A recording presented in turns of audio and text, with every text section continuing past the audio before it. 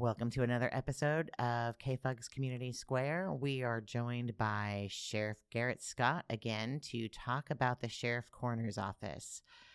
So if you're squeamish or morbid or whatever, pull up a chair, make some popcorn. We're going to have some fun here. So I'm going to have a question here that's probably seems obvious to you, but not to everybody. Sheriff Coroner, that's what you're elected as. So you conduct the autopsies when someone dies? That's a good question. Good morning to everybody. The coroner part of the sheriff, just one of many hats that the sheriff wears, is also somewhat of an elected office and was up until the late early 90s. But anyhow, to get to the point of the coroner's office, the sheriff doesn't actually perform the autopsies. I get those questions a lot where people say, "What's it like?" I attend the autopsies and my staff attends those, but we hire an actual forensic pathologist, MD, that does the autopsy itself. Okay, so you have a specific person that's here in the community that does the autopsies and not you or anybody else at the sheriff's office. And they're a forensic pathologist?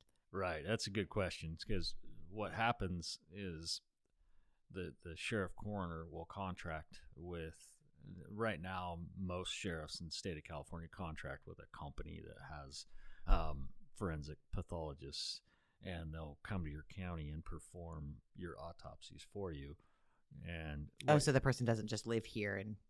No, they're very difficult to find. There's not many around. I don't have a count, but I know that most of the sheriffs in California have a difficult time finding forensic pathologists. And we had a contract with a forensic pathologist for a number of years. And last year he ended up with a medical issue and retired. And so that turned us on to having to find someone new, and the difficulty in that, and working with different sheriffs throughout California, Solano County, all the way clear south. It was just the same answer, with good luck finding someone. And so networking with other sheriffs, we were able to find a few different forensic pathologists and contract with one specifically, but also a backup. And so if a person dies in Norte County, which is very common, there's 28,000 people in Norte County, and we average somewhere between 250 to 300 deaths per year in Norte County. Gosh, that's like almost one a day. That's several a week. Right. So the coroner's division, they're very busy, and we contract with Weir's Mortuary, and that's where the decedent, or body, so to speak, is stored. Extremely clean facility, wonderful facility. I mean, I have plenty of family that have passed and been there. So yeah, around 250 to 300 people per year. And then, of course, this kind of fentanyl epidemic over the past several years has really increased some of that. I think it was 2023, we had, it was like 32 or 37 overdose deaths. Oh my God, I didn't realize it was that high. Yeah. So like every other week somebody was passing away of a fentanyl overdose or fentanyl poisoning or whatever phrasing we're using on that in Norte County. Right. In 23. And 23, and then 24, it decreased a little bit. I think we were right around 28, and then the same, a tad bit of a decrease this last year. In 2025. And so the epidemic is still very real, even though it has decreased a tad bit. And that's really, I think it's important to mention, that's the deaths. But the deputies respond to overdoses along with the ambulance and the fire rescue personnel. And the regular people who are carrying the Narcan that they get from RX Safe Del Norte and Jermaine. Yeah, absolutely. We have Narcan in our lobby, and people come in daily and get free Narcan. And citizens of Delaware County have saved a lot of lives. I know of one case that a girl was driving on Elk Valley Road, and you have one with you right now. I could carry it in my car, in my backpack, and have it at my house. Yeah, I mean it's so important, and what people really need to think about with Narcan, if you're on the fence of carrying it, is it can contaminate so many different areas. That kids are one of my biggest concerns, is that children can touch something and it can be absorbed through your skin. And that goes along with a deputy sheriff or a firefighter or a ambulance personnel. Just by touching an object that person was using to smoke or ingest this fentanyl, you can overdose yourself, basically. And we've had 2 cases over the last few years where law enforcement has had that happen to them on a traffic stop or a search in Delaware County. And so Narcan was administered. It's a real scary epidemic that we're dealing with, and this fentanyl is one dose that an individual would use to get high, so to speak, is just like the tiniest grain of salt. And the trend that we're seeing is typically that's in like a small piece of tinfoil, and that's where they'll store it. So they'll light that small grain up and heat it, and typically they'll kind of suck the smoke up through a small glass pipe or a straw or something to get high, and they'll fold that piece of tinfoil up with the leftover inside of the tinfoil, and they'll put that in their pocket, and they'll try again to use it. And that's right around $10 for one hit, so to speak. And so that's a lot of times that's why you see a lot of these people on the streets walking around. They're kind of obvious because they're dancing around acting goofy, and you kind of, not all of them are high, but a lot of them, it's easy to spot, and they're out and about because that high, that hit that they took of fentanyl, it only lasts, say 3 hours, depends on the person, but so they're trying to find more fentanyl to get another high. And so that's oftentimes where a citizen driving down the highway or Elk Valley Road, in the case I was going to mention, finds somebody laying, maybe having a seizure on the side of the road, and realize, wow, that person's overdosing. And so, what I'm told by the medical professionals is that Narcan is completely harmless. So even if you're not sure, you can still administer that, and it will not hurt. That's what I was told during the training, was like, when in doubt, just administer it and save a life. You're saving a life, whether it's a child's life or they intentionally ingested the fentanyl. You're still saving a life. You're giving somebody the opportunity to continue to live, but it immediately ends their high, and then they can breathe again because it suppresses respiration. That's my understanding of it.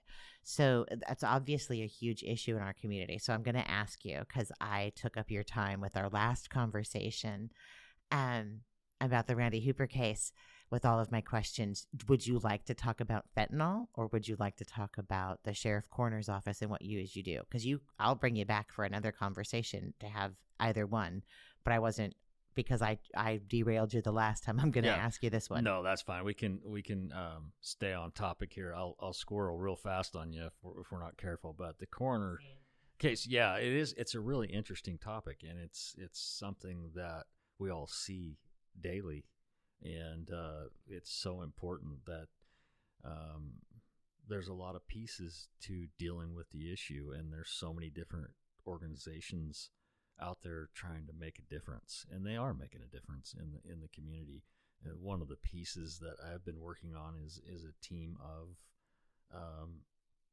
law enforcement officers, kind of like we used to have a drug task force in Del Norte County. There was, I think 7 or 8 of them, and we have none now. We have 2 investigators for the sheriff's office, and they're busy doing sexual assault crimes and child crimes and things like that, so or homicides and so forth. So it's really difficult.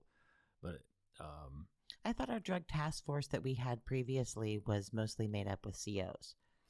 no, it was primarily Delaware County Sheriff's Office, and at that time there was a really significant amount of funding from the federal government and the state for marijuana suppression.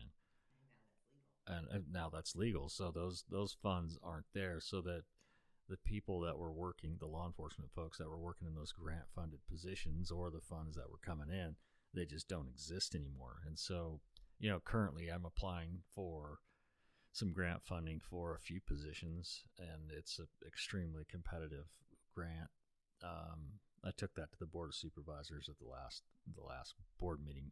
But anyhow, we need a team of people, because what I'm getting towards is that you see my Facebook posts of these drug busts that are taking place, and we're doing an outstanding job, but that's typically overtime, where patrol deputies are out doing drug enforcement or trying to find some time in between calls for service,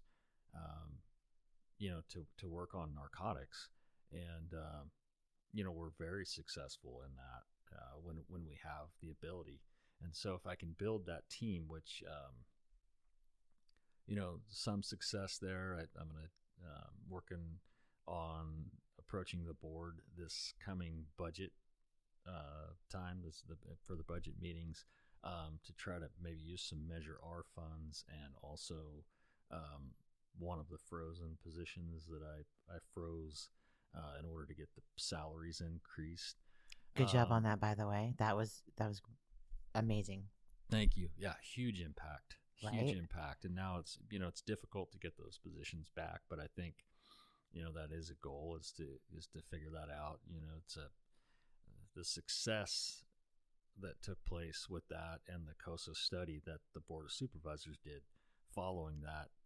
The impact of the county is going to be huge, and so hopefully the board's still thinking of me and getting those positions back. But I know we're a small county, so it's tough to come up with these funds. But the narcotics team is crucial, and I'm squirreling back on the drugs again here, but that's fine. A small story: we used overtime, and we had our investigators kind of do a target area of the Waldo encampment area, the drug activity and so forth, the medical issues that were going on out there. I just had to get involved in that the best I could with what I have, the resources I have. So we used overtime, and we I call it infiltrated, but we started making arrests, getting deputies out there when we could. And after a short time, the investigators that worked on it started recovering some stolen property, and then we ended up with some search warrants at some residences somewhat in the area of Waldo. So housed people, not the homeless. Right. Okay, so you had the search warrants for citizens, as we're called. And that led us to the recovery of quite a bit of stolen property from some of the burglaries that happened in the general area. And then it also led us back into the Waldo encampment areas. And a lot of firearms were recovered, narcotics, things like that. Anyhow, over this Reader's Digest version here is really that we're really old that we get that reference. That's true. So the significance of this is that 2 or 3 month period of the attention of law enforcement reduced the population of the Waldo area from roughly 150 people down to about 25. Wow. And it was, my point is that area was rampant with drugs and drug abuse, and we had arrested the dealers that were providing the drugs in that area. And so going back to a narcotics team, if you have a full-time team of people working on these areas, not just these encampments, but throughout the county, to get to these bigger fish that are supplying these large quantities of drugs that are coming up from Southern California, then we can make a huge impact in our county. And the drugs are coming up from Southern California, not the homeless people. Right. Good clarification. Okay.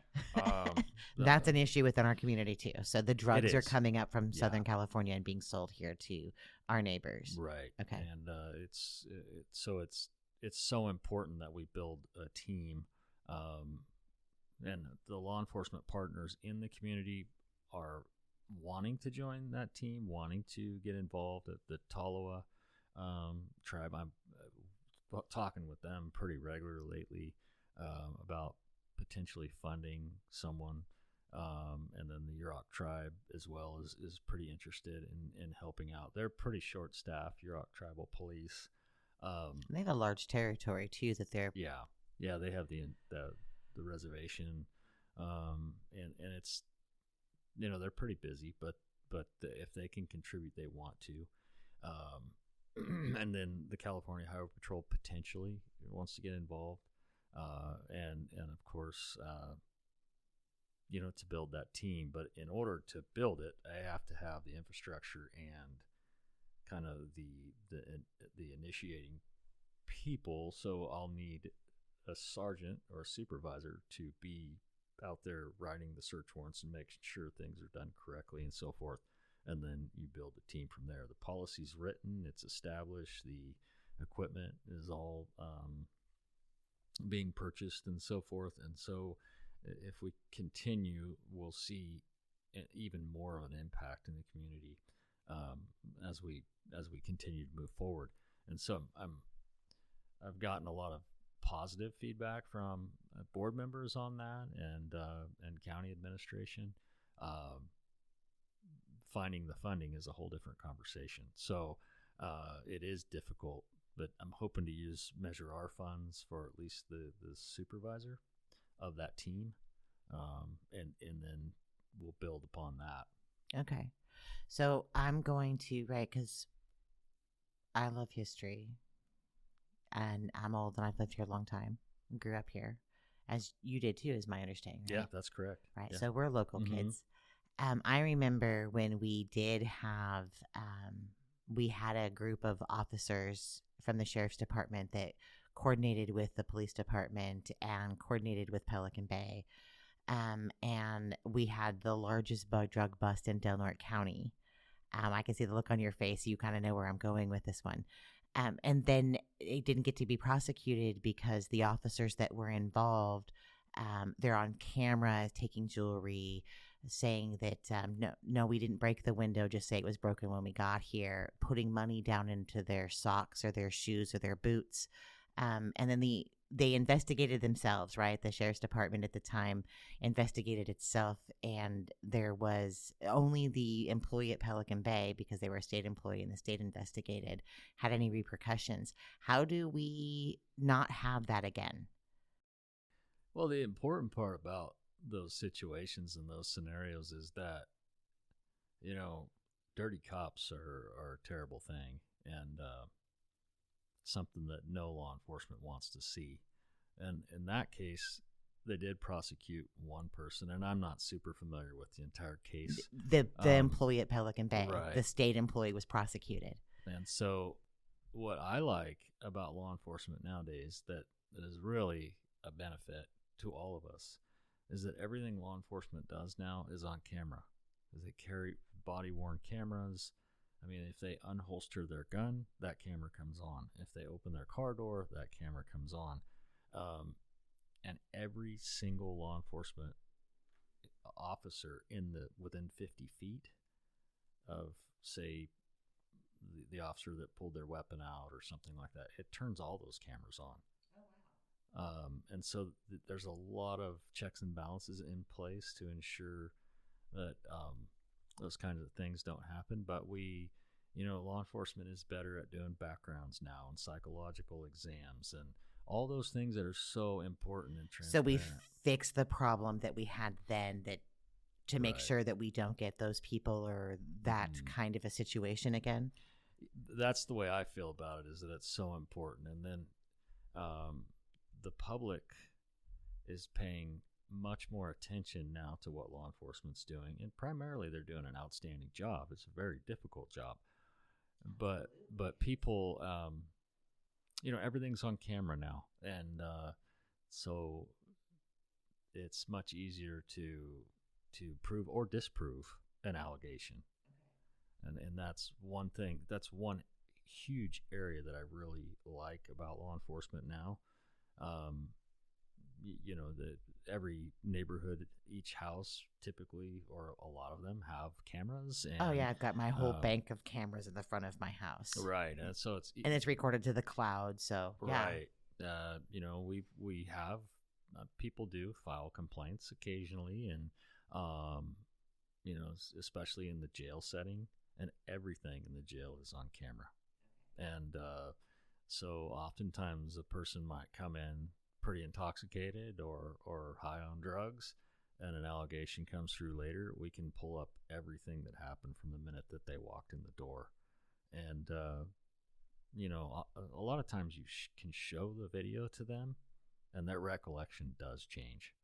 Okay, so that makes sense, right? If you're all high or you're drunk and belligerent and you're throwing yourself against the wall or banging your head on the bars, and then you say the officer did it to me when you wake up. Then... Right, and they get to watch the video of them being escorted in, medical staff meeting them, talking to them, they're getting handcuffed, they're getting, all those things, and then they realize, holy smokes, I didn't get drug in there and stuck in a room. And, right, and then it's vice versa. If they are abused or attacked by an officer, that one needs to be removed from your department to keep the community safe, and there's repercussions, and that's right, and it keeps them safe. So it works both ways. It's really it can be a little bit scary to a new officer starting out, that everything they do is on camera.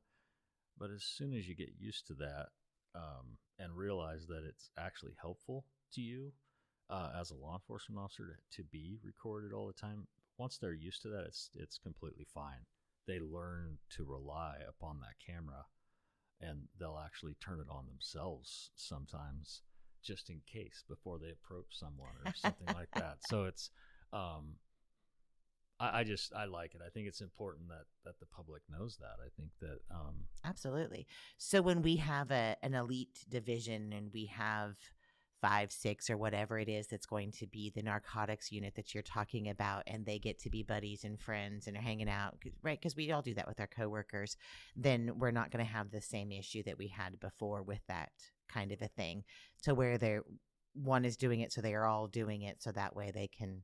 Yeah, you eliminate those kind of issues. They're just, I don't want to say they're not possible, but it's everything's on camera. So if it does happen, you can hold that officer accountable. Well, it was on camera with the drug dealer's house with his cameras, and we still didn't hold him accountable. But I do understand now we have, right, the community is more involved with those things, and we're far more aware of those issues. But I squirreled you out again too with the coroner's office, so we can spend the next few minutes here continuing this topic, and I will invite you back again about. That sounds good. Yeah, we can talk more coroner stuff. The coroner division is a very interesting division, and I think the fentanyl overdose deaths, typically in my community meetings and talking with different people, I end up squirreling anyway, because the questions that people tend to go directly to when I mention the overdose deaths, it's really interesting. And a lot of folks they don't realize that, Del Norte County natural deaths around 300 a year. And that's a deputy that has to respond there and make sure, announce time of death, and inspect the body, and witness statements and so forth, and protect the property. So that could be a coroner's seal, and securing firearms, those kinds of things. And do we have a team for that? I mean, I know you were talking about trying to get a drug task force, whatever you want to call it, together. Do we have like a coroner's task force, or is it just one or two because you're the sheriff coroner, that's your elected title. We just have one or two that work as the coroner in the community since you're not out there Right. doing it? No, it's a great question. We have one coroner investigator, and um, that works fairly well during the daytime when she is there. But each deputy sheriff is also a deputy coroner, so they go to a class and so forth, and they're trained on how to handle those situations. And then the follow up, that coroner investigator does the follow up. So typically, that coroner investigator will get a report from a deputy sheriff. Let's just say someone passed away at 2 o'clock in the morning on their couch, but no one was with them. There's no suspicious circumstances. Maybe it has the appearance of a heart attack, things like that, but we just don't know. Those deputy coroners that responded that night will secure that scene, take the photographs, all the things that need to be handled with the investigative part, and then make sure that the decedent is taken to Ware's mortuary. And the follow-up that's done is usually by that coroner investigator. Now, if there's anything suspicious, we'll have a detective also involved.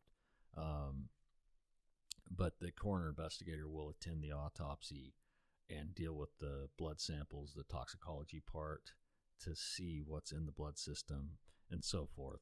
And then the pathologist will be able to determine the cause of death based on those facts. And it a lot of times it takes a few months for all of those things to Oh, come in. geez. So each situation is different, but So is it different if you find, like, 'cause you were talking about the fentanyl earlier, about then the aluminum thing. If you found what you believe was fentanyl there, not you personally, but if a sheriff's officer found what looked like that, does it change the process? not necessarily. The important part with those, see, the deputy coroner takes possession of all like medications that the person may have in the home and so forth also. But it's just a piece of what caused the death, and so that is evidence, and it is taken as evidence and followed up on, what substance is in that tinfoil and so forth. So that's all part of that, determining the cause of death. Mm-hmm.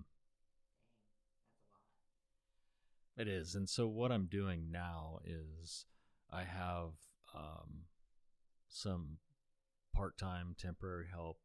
They're special investigators. They're civilians. I have five, I think 4 or 5. And they're retired corrections officers from Pelican Bay, many years of experience. And most people in our community know them. But one of the things that we can do, that the law allows, is to send them to training. And it's fairly extensive, but they can be special coroner investigators also.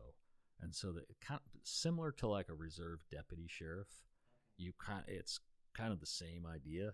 So you have a coroner investigator to help with some of those circumstances. And so that's what I'm building now, is to get a little bit of help, because 300 deaths, I mean, that's up, over the, say 15 years ago, that was, I don't want to say half, but it's gone up about 25%. So, and with the overdoses, it's very time consuming. So it is a really interesting, the coroner's division is a really interesting part. The sheriff coroner is responsible for signing the death certificate and determining the cause of death, and whatever it takes to come to that conclusion is it's super important. Jeez. So how much of your budget is spent on death investigations? It really depends, like, because you have the hourly wage of your coroner investigator, the yearly amount. I think that budget's right around, offhand, I'm trying to grab it out of the back of my brain, but I would say somewhere around 300,000 to 400,000. It's not a very big budget for that particular area. But having the deputy sheriffs on patrol being also cross-trained as coroner investigators helps that. So, and that really the reason for that is because the coroner back quite a few years back was, elected. So you had an elected coroner, elected sheriff, an elected constable for court security and bailiffs. And over the years, that's all been kind of combined. And so now it's all under the sheriff's umbrella. And so there's a lot of hats that the sheriff of a county wears. So if you add, your coroner division, your court bailiffs, your patrol staff, your investigations division, your jail staff, and so forth, for Del Norte County, you're right around 69. Oh, and the animal control division too. That needs to be taken away from the sheriff's department. Yeah, it's the animal control is really an amazing piece. I enjoy it, but what I've realized since we've taken that over, and we did that really as kind of a favor because the Del Norte County wanted to. A favor to who? Yeah. Well, there's a lot of sheriffs in California that have animal control, and so it's one thing that I really love animal control. But what I've learned in the past few years is that there is really no law enforcement aspect to it whatsoever. And so initially, there was a few people that were working in animal control that were doing some search warrants and some seizures and things like that of dogs. People's really? Mm-hmm. Yeah, because you'll have a small homestead or farm. Oh, okay. You'll have 15 or 20 goats and sheep and all these things, and they're not being taken care of and so forth. And so that on a tenth of an acre, yeah. Right. So that requires a judge's signature for a warrant and proof that there's an issue and so forth. And then what do you do with all these animals? And then prosecution potentially by the DA. But quite frankly, those cases are fairly far and few between. Right. Wouldn't it make sense to call the sheriff's office and say, hey, this is what's taking place. I have the warrant. You need to come out and do the investigation side of it. And then just leave it to not law enforcement to do the animal control part of it on a regular basis. Right. And that's the part that is tough, is that, what you end up with kind of the COVID situation that took place and then the homeless epidemic that's kind of happening. You have an influx of animals, mostly dogs, at that dog pound where,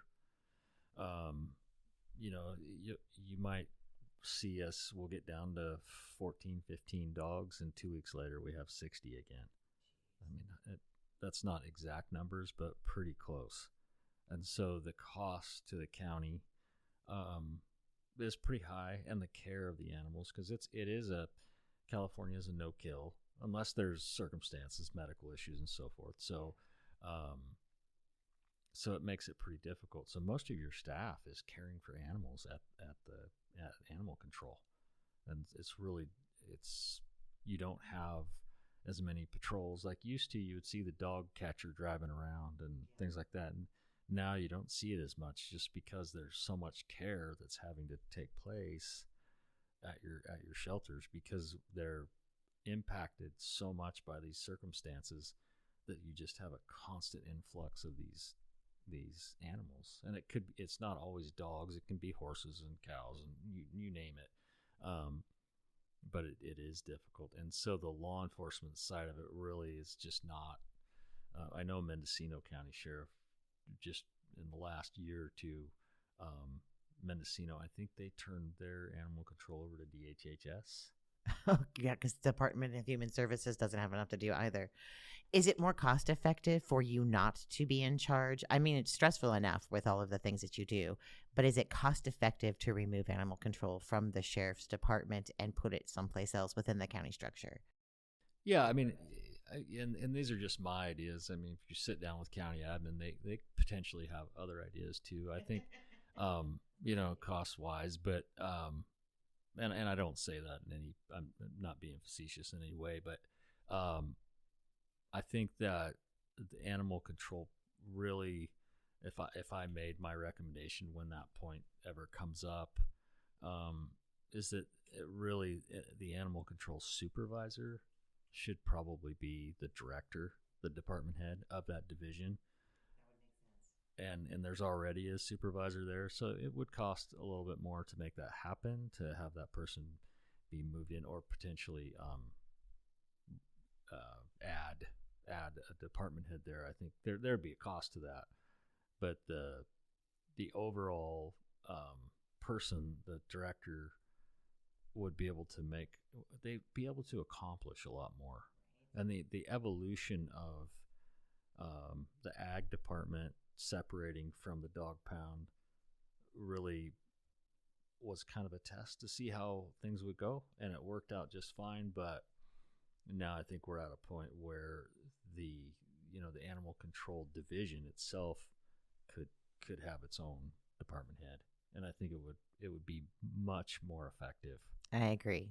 It should just be its standalone department and do its own little thing and have its budget and have its own director, so they don't have to run around and be like, can I have right there gets to be a point where it looks like it costs more, except for the implementation of it. You have that person running around doing all of these other things and a department head trying to oversee something that they don't consider their job, that it costs more in the long run. So it does. And if you had an animal control director or department head there, I think that person would have more time to build the community involvement with the volunteers, because there's so many people in Delaware County that love the animals and they want to help. And there's some 501c that are being established to help and so forth, Dogs of Delaware County and some of these groups. And I think if there was someone to give more attention to that and help them, then potentially in the future that could the shelter part, the dog pound part, could maybe even be run by a nonprofit. But that's down the road. I mean, we just separated from ag not too long ago, and the sheriff's office took over. So there's a little bit of a trial run to see how things are going. But all in all, I mean, the improvements at the dog pound have been great. We've gotten them some new vehicles, and we've got getting a new horse trailer and kennels and those kind of things. But the day-to-day maintenance and upkeep is probably the biggest challenge. And it rains here all the time, and that shelter is not made for 60 dogs. I think the shelter, and someone will text me after I say this, but I think that barn is only made for 24 dogs, maybe less. So with 60 dogs, we have the kennels outside with rooftops, but it's hard to get all those dogs in that barn, that shelter, every night with the heater on. That's a lot of dogs to put in there together, and so there's some challenges there that we've got to work on, and we are working on.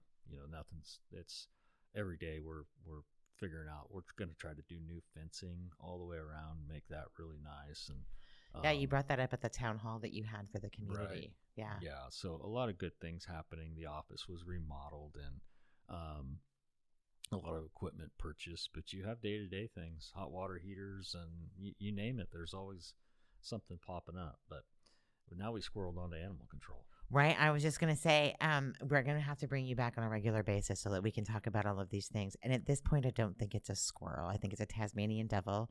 We went from the coroner's job to drug overdoses to pathology. I don't even remember all of the things we talked about today. So you're welcome to message me anytime and be on KFUG's Community Square to talk about whatever it is that you want to Tasmanian devil around. But I would definitely like to have you back on to cover exactly what it is the coroner does and how that process works, because we don't know in the community. It's not a thing that we see. It's behind the scenes, and then we don't want to be disrespectful to somebody right. who's had a loved one pass. So try to keep it very private for people, and it's really tough. Yeah. And again, right, you talk about how hard it is to be a sheriff. I do not think that is something that we consider on a regular basis when we deal with our sheriff's officers within the community, or we're frustrated because of whatever. We get pulled over, or they're in our neighborhood, or they're not in our neighborhood. Right, we don't understand what all of those things are. So again, you're welcome to come in to take the microphone and squirrel away.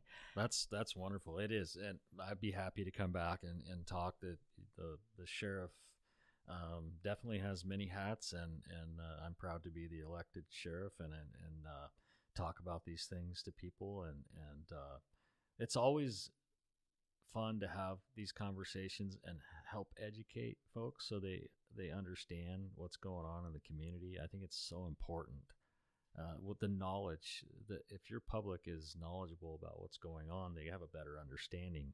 And your sheriff's office, it's not a municipal police department. It is a completely different Right. And animal. it's like you said, as we get educated and we understand those things, I think that we can get rid of a lot of the contention within our community. Have a more knowledgeable voter base, have people participate because they understand the process. So I appreciate you as an elected official always being willing to explain things to me or anybody else, and then being here so that we can all have this conversation together. So maybe I'll just open it up for people to email Community Square at kfuglp.org. And if you're willing to come back on a regular basis, we'll just have people pop in their questions and we'll. I'd be more than happy to do that. Yeah, I think that would be great. Community questions are always good. I appreciate that. They help me to understand some of the thought processes of the community also, so that I know which direction educationally to go that people are interested in. Nice. Well, I appreciate that. Thank you, Sheriff Scott. And maybe we can get our other community leaders to do the same. I'll see you again soon. All right. Thank you. Have a wonderful day. You too.